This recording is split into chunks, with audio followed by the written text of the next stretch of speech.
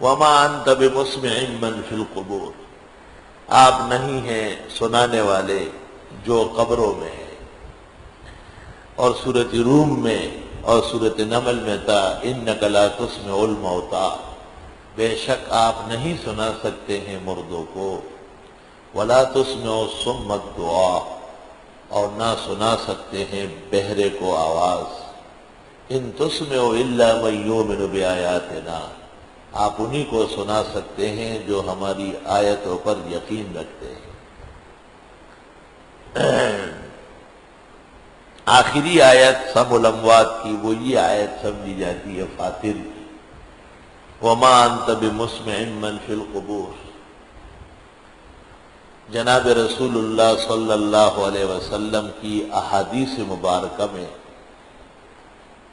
مردوں کے سننے کا ذکر ہے،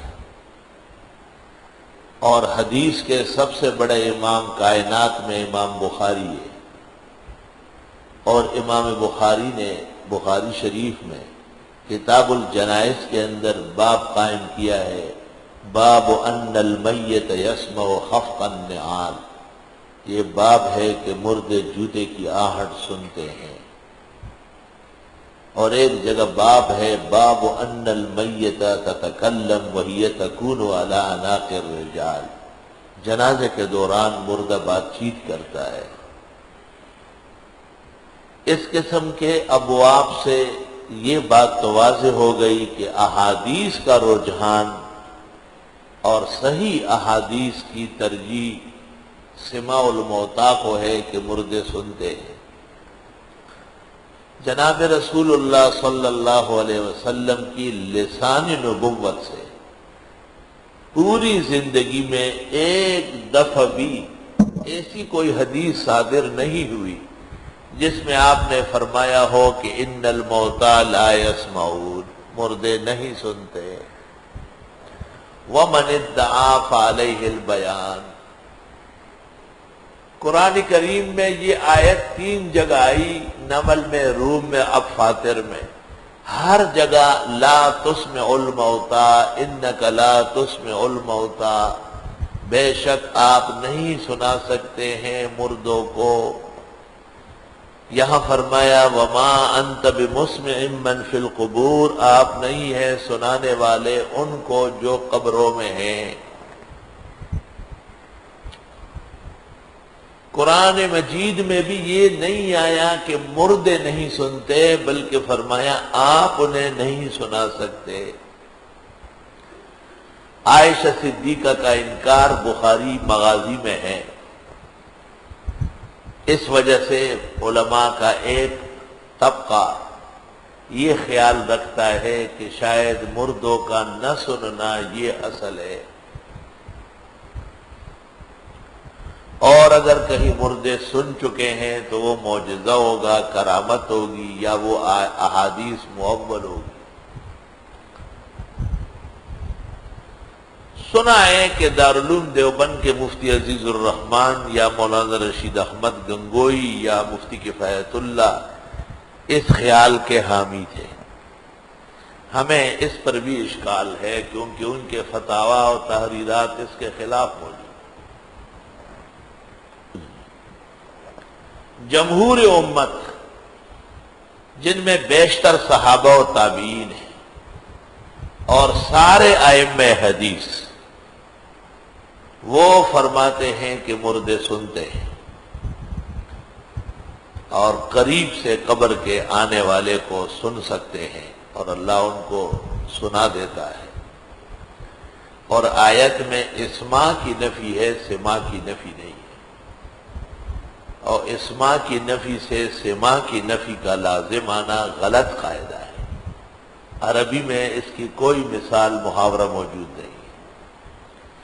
کوئی کہے کہ آپ ان طلباء کو کھانا نہیں دے سکتے، تو اس کا مطلب یہ نہیں ہے کہ طلباء نہیں کھا سکتے، بلکہ کھلانے والا اللہ ہے۔ آپ نہیں سنا سکتے، گو یہ سنتے ہیں مگر سنانے والا اللہ ہے۔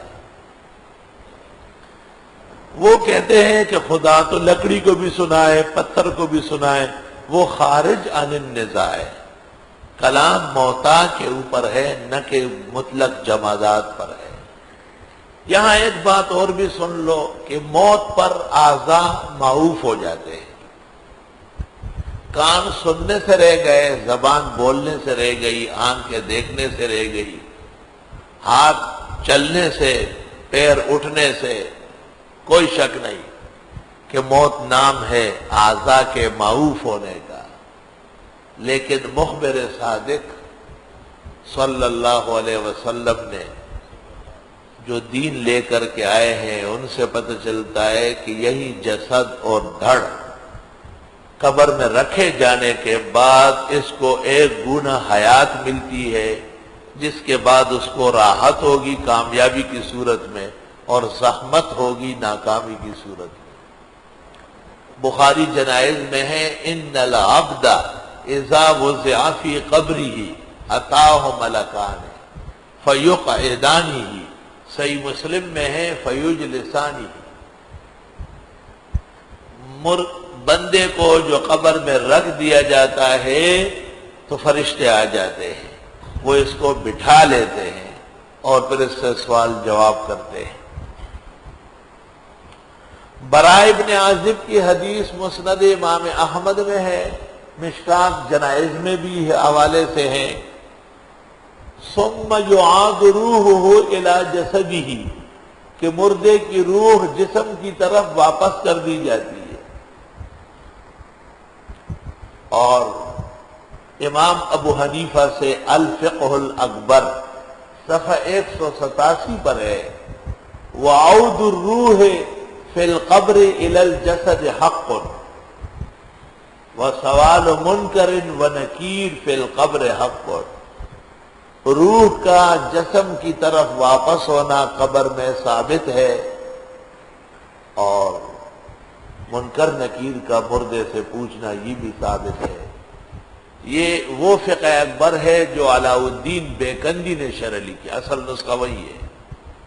علاء الدین بیکندی کی شرح کے ساتھ الفقہ الاکبر ہمارے پاس موجود ہے، مکہ مکرمہ سے شائع ہوا ہے۔ اس کا صفحہ 187 اور 189۔ وعود الروح الی القبر فی القبر الی الجسد حق وسوال منکر ونکیر فی القبر حق۔ خلاصۃ الفتاوی میں ہے، ومن انکر عن عذاب القبر کفر ومن انکر عن عود الروح الی الجسد کفر ومن انکر عن راحتہ فی القبر او عذابہ کفر۔ قبر کے حساب کتاب عذاب کا منکر بھی غیر مسلم ہے۔